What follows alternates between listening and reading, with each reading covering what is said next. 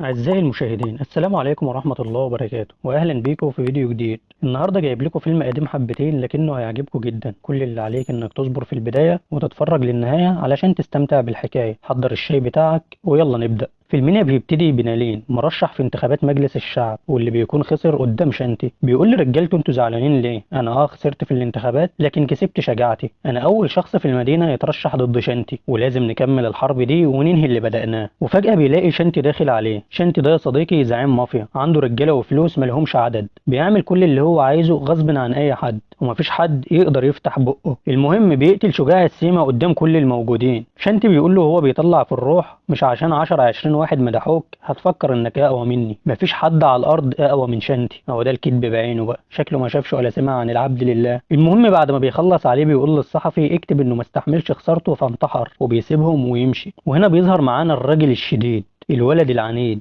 جيمس يا صديقي. بيكون راكب القطر اللي رايح مومباي، بيجي حبة رجالة تبع شانتي وبيغلسوا على البنت دي وجوزها. جيمس بيقول لهم اتلم يالا انت وهو، محدش مالع عينيكوا ولا ايه؟ بيقوم زعيمهم يقف قدامه ويقول له ايه، عايز تعمل نفسك بطل؟ جيمس بيقول له بلاش اللي انت بتعمله ده. بيكون هيضربه لكن جيمس بيديله واحدة ما بيقومش منها. باقي الرجالة بيهجموا عليه وهو ولا بيفرق معاه، بيضربهم كلهم واحد واحد. كل واحد فيهم بياخد منه ضربة واحدة بس ما بيقومش منها تاني. بيروح القسم والظابط بيقول له ازاي لوحدك قدرت تعمل في كل دول كده؟ دول حتى خايفين يرفعوا عليك قضية. انا عارف انهم غلطانين، فلو انت عايز ترفع قضية باللي عملوه نسجنهم ما عنديش مانع. قول لي اعمل ايه؟ جيمس قال له ولا اي حاجة وبيسيبه ويمشي. بيروح لصاحبه بابلو اللي بيكون مفكر نفسه شاروخان وواقف قدام المراية بيتفقد في جماله. بيفتح له الباب وبيقول له ايه اللي اخرك كده؟ القطر واصل من 4 ساعات. قال له خلاص يا عم انا جيت اهو. بياخده وبينزل يفرجوا على مومباي، وهم ماشيين بيوروا له صورة نيشا عارضة ازياء، وبيقول له انها معجبة بيه جدا بس هو تقلان عليها. جيمس قال له انت تعجب اي حد، وها هي نيشا يا صديقي. بيجي لها اتصال من ريانا خوشانتي وبيقول لها كنت لابسه خفيف كده في الفيديو كليب بتاعك الاخير، انا عايز اشيل اللبس ده من عليك خالص. بتقفل الخط، فراجل من رجالته بيفضل يضحك عليه. بيرن عليها تاني وبيغلس عليها بالكلام. نيشا بتقول له بطل تضايق فيا بقى والا. بيضرب الراجل اللي بيضحك جنبه وبيسكته وبيقول لها هتعملي ايه يعني؟ هتقولي لابوكي؟ نيشا بتتعصب وبتقفل الخط. بيعدي من جنب ولد وبنت راكبين موتوسيكل وبيكونوا فرحانين مع بعض. بيجروا وراهم ويوقفوهم وبينزلوا من العربيه يضربوا الولد وبياخدوا البت ويمشوا. بعدها بنروح لنيشا وهي بتحكي لابوها على اللي حصل من ناريان. ابوها بيرد عليها وبيقول لها غيري رقمك يا بنتي وخلاص. بتستغرب نيشا من رده. بيجي له اتصال وبيكون شانتي بيقول له هتخرج الراجل بتاعي من السجن امتى؟ قال له الموضوع هياخد وقت لانه متهم في قضيه قتل. قال له معاك لبكره بس. وبيبان انه مرعوب منه يا صديقي. بنروح لبابلو وبيكون اخد جيمس المدير ديسكو عشان يشغله. المدير بيقول له انت هتشتغل فرد امن، واجبك تحل المشاكل اللي تحصل، واللي يقل ادبه وتخرجه بره باحترام، ولو الاحترام ما ينفعش معاه اتعامل انت بقى بطريقتك. بابلو قال له كده انت جيت في ملعبه. المدير بيقول له هو صاحبك ما بيتكلمش؟ قال له لا بيتكلم بس عند الضروره. بيسيبوه ويمشوا وبابلو بيكون فرحان انه هيشتغل. بيجي ناريان يزنق عليهم بالعربيه، فبيقف بابلو وهو متعصب وبيقول لجيمس ان ده ناريان اكبر مجرم في المدينه، واخوه شانتي عضو في مجلس الشعب. الاتنين يقتلوا او ينقذوا اللي عايزينه وبمزاجهم. وفي مومباي يا صديقي الجرائم كتير جدا. جيمس رد عليه وقال له ان المجرم الحقيقي هو اللي بيسكت عن الشر. بابلو بيقول له كلامك صح بس ده في الكتب وبس، انما في مومباي اتفرج من بعيد واسكت. بعدها بيروحوا الجيم ونيشا بتكون موجوده فيه. بتكون هتمشي لكن بابلو بيوقفها وبيقول لها انت مش عارفاني ولا ايه؟ انا اللي شغال في الديسكو اللي بتروحيه كل يوم. بتبص لاصحابها فبيشاوروا لها تبص وراها، واول ما بتلف وشها بتشوف جيمس وبيعجبها يا صديقي. وطبعا زي ما احنا متعودين ان الحب في الهند دايما من اول نظره. بابلو بيعرفهم على بعض وجيمس بيقول له يلا بينا، وبيسيبوها ويمشوا. تاني يوم جيمس بيكون استلم شغل في الديسكو. نيشا بتكون هناك وبتشوفه، وبيجي ناريان وبيشوف نيشا بترقص فبيدخل يرزل عليها وبيكون سكران.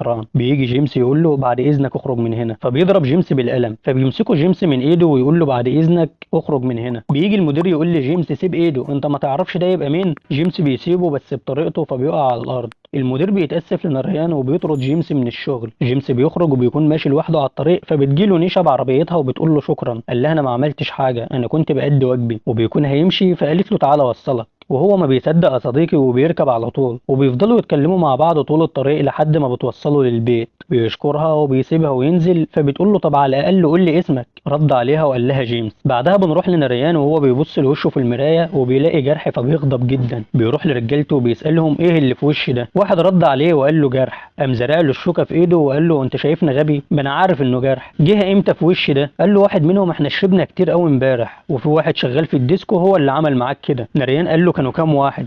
رد عليه وقال له واحد بس. قال له كام واحد شاف اللي حصل؟ قال له حوالي 200 شخص. نريان بيقول له بغضب يعني هو ضربني قدام كل دول؟ قال له بس صاحب الديسكو طرده. نريان قال له الواد ده لازم يموت. بنروح لبابلو وهو بيتكلم كتير كالعاده وبيقول لجيمس ان نريان جه الديسكو وسأل عليك بس المدير قال له انه ما يعرفش عنك حاجه. نريان كان جاي ومعاه جيش عشانك بس حظك انك مش في المكان. جيمس قال له حظه هو اني ما كنتش هناك. انتوا هتفضلوا لحد امتى عايشين في الرعب ده؟ نيشا بتتصل بجيمس وبتقول له انا جبت رقمك من الجيم عشان ما نضيعش وقت في سؤال جبت الرقم منين. ابويا عايز يساعدك وطالب يقابلك. قال لها شكرا نيشا مفيش داعي. قالت له انا ماليش دعوه ابويا اللي عايز يشوفك. فبيوافق ونيشا بتفرح وبالفعل بيروح يقابل ابوها. بيقول له انا متشكر جدا على اللي عملته مع نيشا بس لازم تاخد بالك لان الناس دي خطيره جدا. جيمس بيقول له انت ازاي بتقول الكلام ده مع انك ظابط؟ رد عليه وقال له المشكله ان احنا بنخدم الحكومه والحكومه بتخدم الناس دي. بيسيبه ويمشي ويروح يقعد مع نيشا. بتقول له انت ما بتخافش من اي حد؟ قال لها اللي بيعمل الغلط بس هو اللي يخاف. قالت له يعني عايز تقول لي انك ما عملتش غلط في حياتك؟ قال لها لا. قالت له انا عملت حاجات كتير غلط، سرقت فلوس من محفظه ابويا وغشيت في الامتحان والمراقب واقف وحبيتك من غير ما اقول لك. بيفرح جيمس جدا لانه بيكون حاببها. المهم بيروح نريان الجيم برجالته وبيسأل على نيشا وعرف انها مش موجوده وبيكون خلاص هيمشي لكن واحد من رجالته بيوقفه وبيشاور له على جيمس. فبيروح له يقف قدامه وبيضربه على وشه وبيقول له نيشا تقرب لك ايه؟ جيمس بيغضب جدا وبيقول له لو ما مشيتش خلال دقيقه. رد عليه قال له هتعمل ايه يعني؟ فبيديله بحته حديده في وشه وبينيمه على الارض.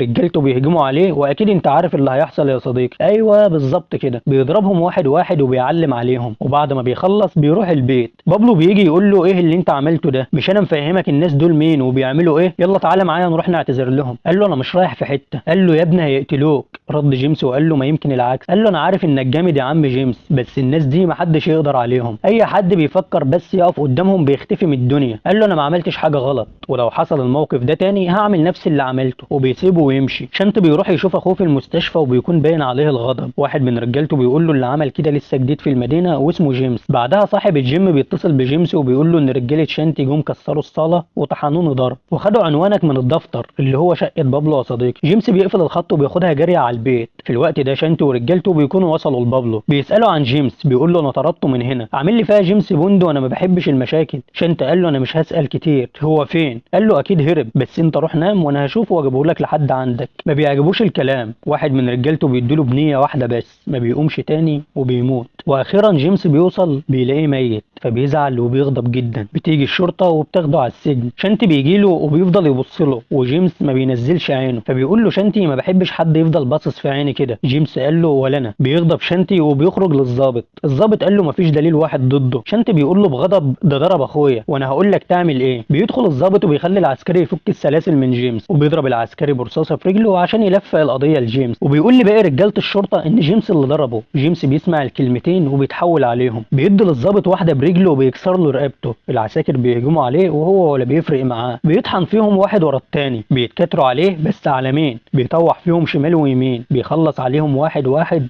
وبيمشي. شانتي بيكون عند اخوه في المستشفى وبيقول له خلاص يا عم جبت لك حقك. زمانهم دلوقتي بيدفنوا جثته. لسه ما خلصش كلامه بيلاقي الظابط جاي له رقبته متشلوحه وبيقول له ان جيمس هرب. بيغضب جدا وبيروح البيت يلم جماعه رجالته ويقول لهم دوروا له عليه. جيمس بيكون راح لنيشا وبيقول لها انا ما اعرفش غير شخصين هنا بابلو وانتي وبابلو مات بسبب انه صاحبي. انا عايز اعرف منك مين دول وفين الاقيهم. وهم قاعدين جرس الباب بيرن. بتقوم تفتح فبتلاقي رجاله شانتي داخلين عليهم. جيمس بيرمي نفسه ورا الكنبه وهم بيفضلوا يضربوا عليه نار لحد ما الذخيره بتخلص. نيشا بتفتكر انه مات لكن مره واحده بيطلع قدامهم وبينزل طحن فيهم واحد واحد ومحدش بيكون قادر عليه. بيضرب فيهم بغل. واحد منهم تحت بيتكلم في التليفون وبيقول اعرف شانتي ان المهمه انتهت. وفجاه بيلاقي زميله نازل له على سقف العربيه. راح قايل للي بيكلمه ابعت رجاله تانية بزياده. وجيمس فوق لسه بيكمل على الباقي. بيبص على نيشا بيلاقيها مرعوبه فبيخلص عليهم وبياخدها وينزل. وهم نازلين بيكون في واحد مستنيه ويا دوب الراجل لسه هيلف له لكن جيمس بيمسكه يرزعه في الحيطه. بيكملوا جري هو ونيشا وبيجي رجاله تانية اكتر من اللي قبلهم. بيفضلوا يجروا وراهم وبيكونوا خلاص هيمسكوا نيشا لكن جيمس بيقف قدامهم زي الاسد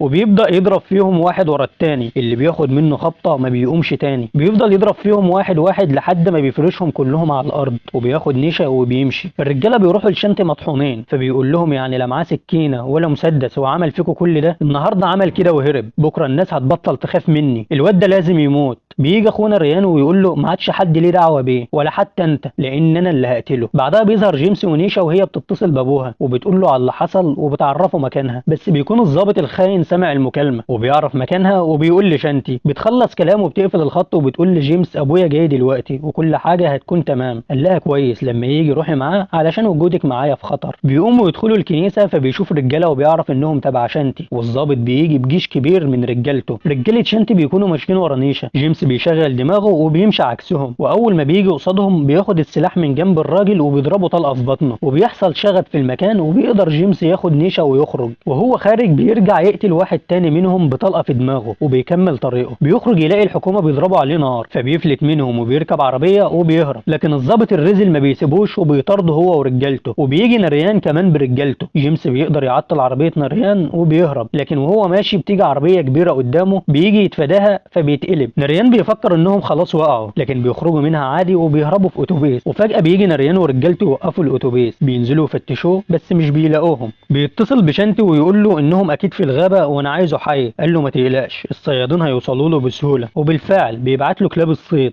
بيشممهم حته من قميص نيشا وبيبداوا تدوير. جيمس بيسمع اصوات النباح فبياخد نيشا ويجري. بيفضلوا يجروا كتير والكلاب وراهم. بيقعد نيشا على شجره عاليه وبيقف لهم. واظن عرفت يا صديقي الوقفه دي بعدها ايه؟ ايوه بالظبط، قتل الكلاب. ونريان بيجي بيلاقيهم ميتين. الدنيا بتليل عليهم ونيشا بتقول له انا عارفه انك عايز تنتقم لصاحبك، بس لو حصل لك حاجه انا هعمل ايه؟ ما بيردش عليها. تاني يوم بيلاقوا بيت في الغابه، بيروحوا عشان ياكلوا ويشربوا. فبيدخلوا وبتكون عايزه تتصل بابوها عشان تعرفه، لكن جيمس قال لها بلاش لانهم هيكونوا مراقبين تليفونه. فبيخليها تتصل ببنت جنبهم وبتروح تبلغه، وبيروح للمكان اللي قالت له عليه. رجاله شانتي بيكونوا مراقبينه وبيعرفوا نريان. واول ما بيدخل الشقه بيجي نريان وبيضرب جيمس بخشبه بيفقد الوعي، وبعدين بيقتل ابو نيشا. جيمس بيفوق بيلاقي نفسه متكتف ونريان قدامه. بيفضلوا يضربوا فيه ونريان بيشيل نيشا قدامه فبيغضب جدا. نيشا بتزقه وبتطلع تجري لبره. بيجري وراها هو وكل رجالته وبيسيبوا جيمس. بيجي تومي وبيقف قدامهم ويثبتهم بالبندقيه، لكن نريان بيفضل يلهيه لحد ما بيقدر ياخد منه السلاح وبيقتلوه. نيشا بتكمل جري وهم وراها لحد ما بتوصل منطقه عاليه فبتقف. نريان بيقول لها هتروحي فين؟ خلاص انا هعمل اللي انا عاوزه وهم بيتفرجوا، وبعدها انا اللي هتفرج عليهم وهم تفتكر هيحصل يا صديقي؟ لا والله، بترمي نفسها من على الجبل. وفي الوقت ده جيمس بيكون فك نفسه وجاي لهم. بيوصل المكان اللي كانوا فيه وبيشوف نيشا ميته فبيحزن جدا. بيفضل يفتكر ذكرياته معاها وبيبكي. بعدها بيظهر شنتي وهو بيسأل نريان عن جيمس فبيقول له هرب. فبيغضب جدا وبيقول في باله ده مش من النوع اللي بيهرب. وفعلا يا صديقي بيروح جيمس يصفي الحسابات وبيبدأ بالظابط. بيكون هيخنقه لكنه بيهرب منه. بيوصل لمكان مسدود وجيمس بيخلص عليه. شنتي بيروح لاخوه وبيقول له الظابط اتقتل وجيمس اكيد جاي على هنا، قطعوه وارموه للكلاب. وفعلا جيمس بيروح لهم بيتهم ونريان بيخرج له هو وشانتي وكل رجالتهم. نريان بيكون ماسك سيف وبيهجم عليه. بيفضل يعمل شويه حركات هطله بيعور جيمس في دراعه. بعدها جيمس بيفضل يضرب فيه باستهزاء والرعب بيبان على شانتي ورجالته. شانتي بيقوم يرفع المسدس على جيمس ونريان بيكون هيضربه بالسيف، لكن جيمس بيوطي على اخر لحظه وبيذبح شانتي. رجاله شانتي بيغضبوا وبيسيبوا نريان ويمشوا. وعينك ما تشوف الا النور يا صديقي. جيمس بيفتكر نيشا وبيمسك نريان يطحنه ضرب. بيفضل يضرب فيه بغل وفي الاخر بيمسك السيف وبيخلص عليه. وبكده يكون انتهى الفيلم يا صديقي. ما تنساش بقى اللايك، ولو لسه ما اشتركتش في القناه لحد دلوقتي اتمنى انك تشترك وتفعل زر الجرس. واشوفك على خير.